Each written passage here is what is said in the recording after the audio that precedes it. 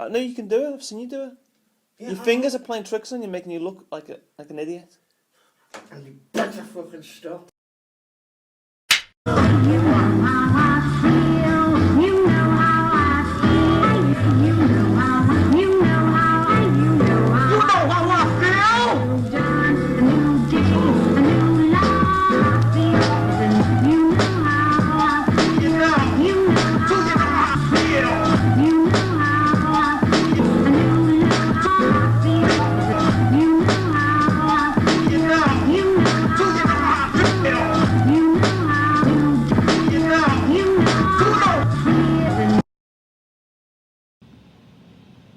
Yo, what's good? It's your boy, Trouble T-Roy.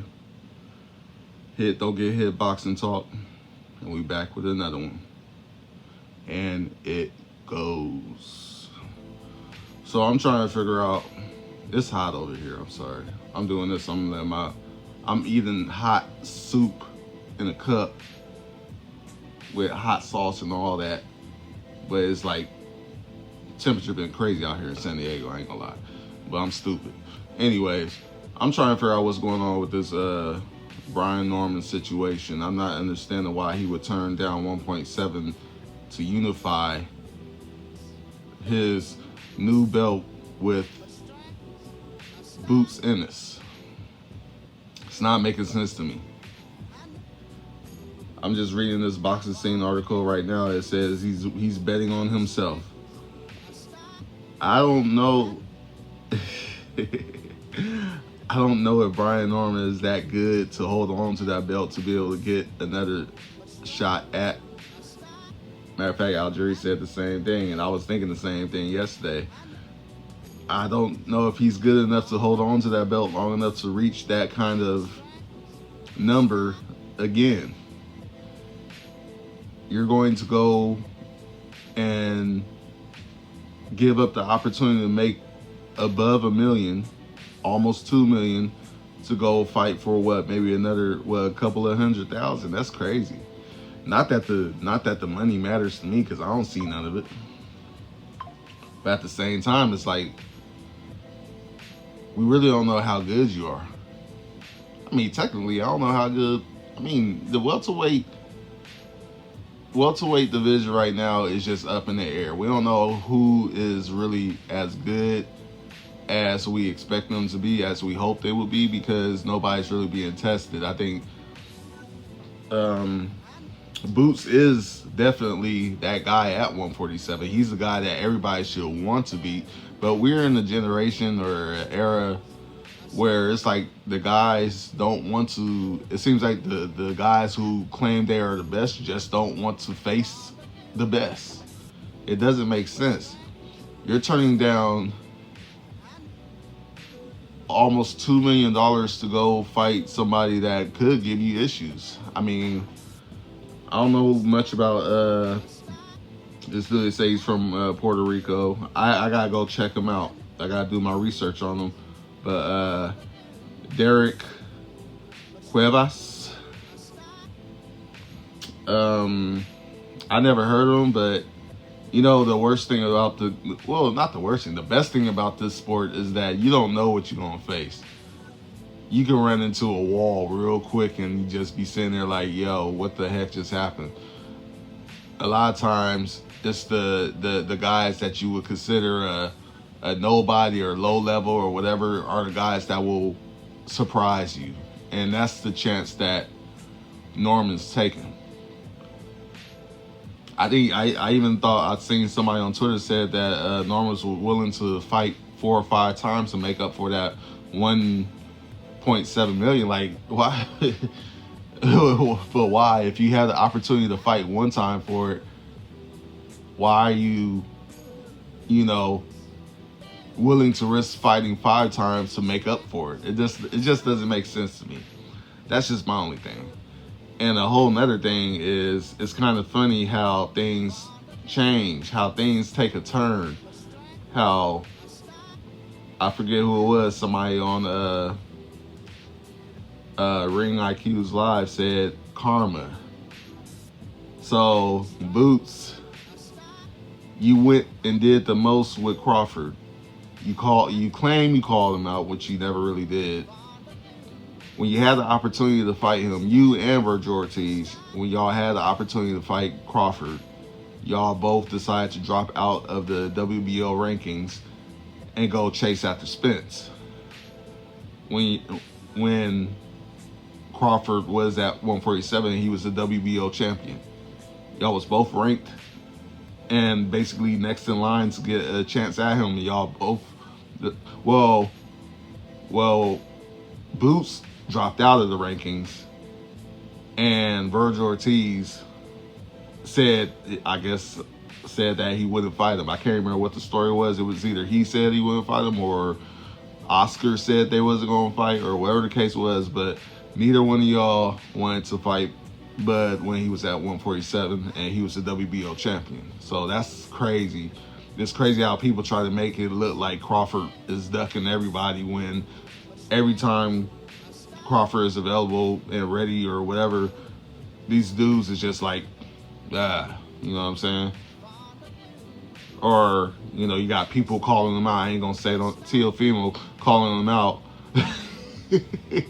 Every time he calls him out, he already got a fight coming up, or Crawford has a fight coming up, or whatever. It's like, bro, stop calling Crawford out. Stop using his name as clout, because that's all these niggas.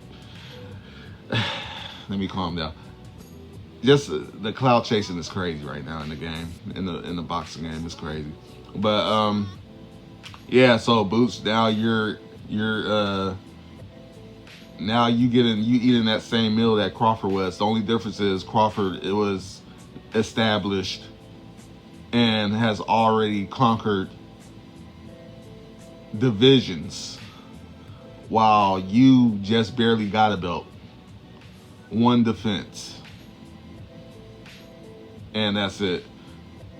So people aren't really like ducking you like there was it's a difference between ducking somebody because you know they are that guy, and then ducking you, Boots. I'm sorry, that's just how it is in my opinion. I mean, but I think Boots is a great fighter. I just need to see it. I need to really see it. If I was Boots, I'll go ahead and drop the IBF, go up to 154. You got Virgil there. You got Bud there.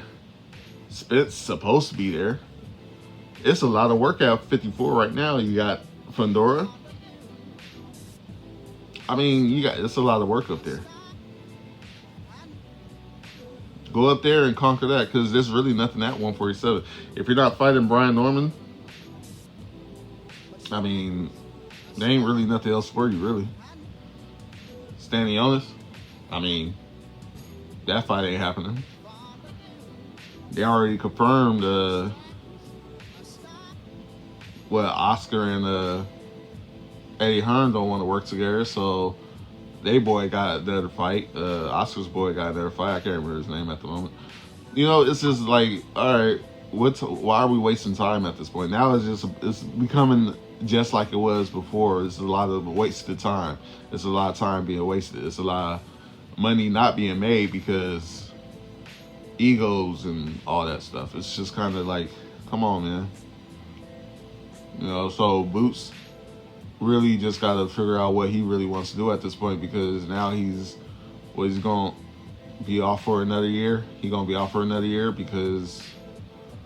or is he just going to make another, maybe they come up with another mandatory? I don't know. It's weird. It's just weird. If you really want Crawford, you know what to do. Boots know what to do if he really wants Crawford. I'll just say that.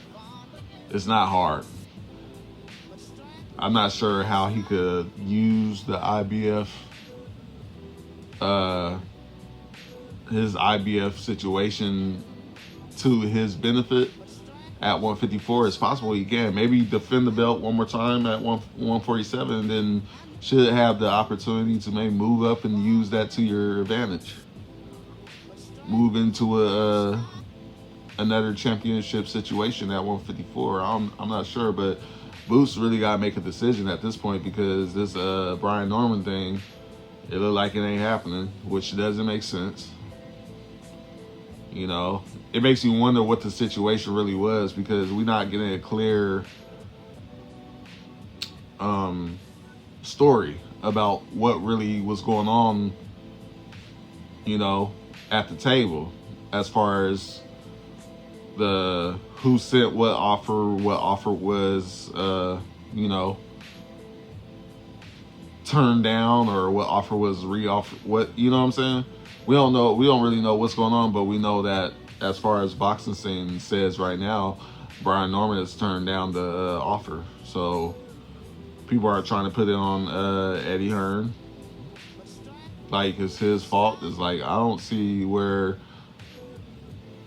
turning down a $1.7 million offer has anything to do with Eddie Hearn. And what did he do wrong? You're about to make like almost 9 to 10 times what you've been making for your last fight. So as far as I understand, I don't think Brian Norman Jr. has made over 100. If he has, it wasn't that much over, as far as I understand. So I don't know what we're talking about. But I mean, I want to know what y'all think about this. Let me know in the comments. You know, like, comment, subscribe, and share. It's your boy, Trouble T. Roy. Hit, don't get hit, boxing talk. Just back with a quick one. And we out. Peace.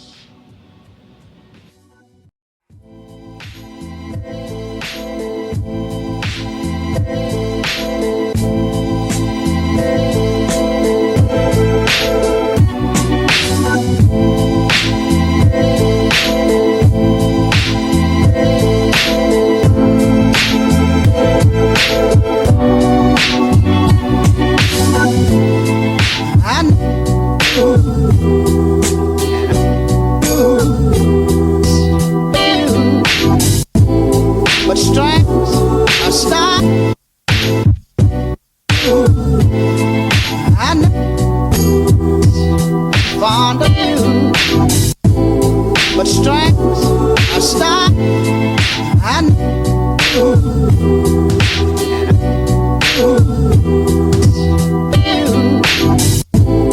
but stripes are stop. I know fond of you, but stripes